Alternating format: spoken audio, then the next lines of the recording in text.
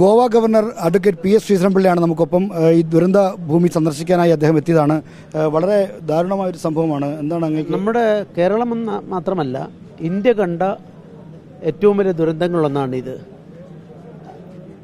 ഒന്നിലധികം ഗ്രാമങ്ങൾ തന്നെ ഒലിച്ചു പോവുക, നൂറുകണക്കിന് ആളുകൾ അതിലൂടെ ജീവൻ നഷ്ടപ്പെടുക, എല്ലാം നഷ്ടപ്പെട്ട, സർവസ്വം നഷ്ടപ്പെട്ട അനാഥരായി ഒരു സമൂഹം മാറി.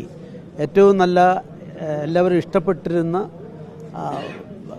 ടൂറിസ്റ്റുകളെ ഏറ്റവും കൂടുതൽ ആകർഷിച്ച ഒരു പ്രദേശം ഒരു ദിവസം കൊണ്ടിങ്ങനെ ആയിത്തീർന്നിരിക്കുകയാണ്.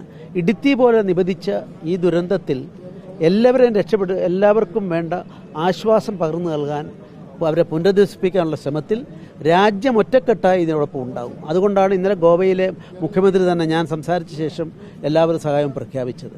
ഈ പ്രക്രിയ തുടരും. ഇന്നലെ ഞാൻ മുഖ്യമന്ത്രിയുമായിട്ട് സംസാരിച്ചിരുന്നു ഫോണിൽ. അതിൽ രാജ്യം ഒറ്റക്കെട്ടായിട്ടുണ്ടാവും. അങ്ങനെ ഇനി ഇതിൻ്റെ വിക്ടിംസിൻ്റേതായാലും അല്ലെങ്കിൽ ഇപ്പോൾ അവശേഷിക്കുന്ന ആളുകളായാലും അവരെ ഒറ്റക്കല്ല, ഇന്ത്യ രാജ്യം അവരുടെ കൂടെ ഉണ്ടാകും. അതുകൊണ്ടാണ് പ്രധാനമന്ത്രി ഇന്നലെ രാവിലെ 11 മണിക്ക് മുമ്പ് തന്നെ എല്ലാ കാര്യങ്ങളും ചെയ്ത് എവിടെയും ഇന്നലത്തെ അന്വേഷണത്തിന്, ഇന്നലത്തെ തെരച്ചിലിലും മറ്റുള്ള കാര്യങ്ങൾക്കുമെല്ലാം ആശ്വാസം നൽകാൻ ഏറ്റവും വലിയ ശ്രമം നടത്താൻ ഇന്നലെ സാധിച്ചത്. ആ ഒരു ശ്രമം കൊണ്ടാണ്. അത് കണ്ടിന്യൂ ചെയ്യുന്നു. പ്രധാനമന്ത്രി എപ്പോഴും ഇതിനെപ്പറ്റി അന്വേഷിച്ചുകൊണ്ടിരിക്കുകയാണ്. ഒറ്റക്കെട്ടാണ്. വീണ്ടും ഞാൻ വരും, കാണാം.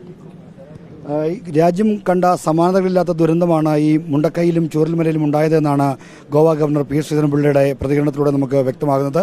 വീഡിയോ ജേർണലിസ്റ്റ് വിഷ്ണു പ്രസാദിനൊപ്പം reporter R Sreejith, reporter Wayanad.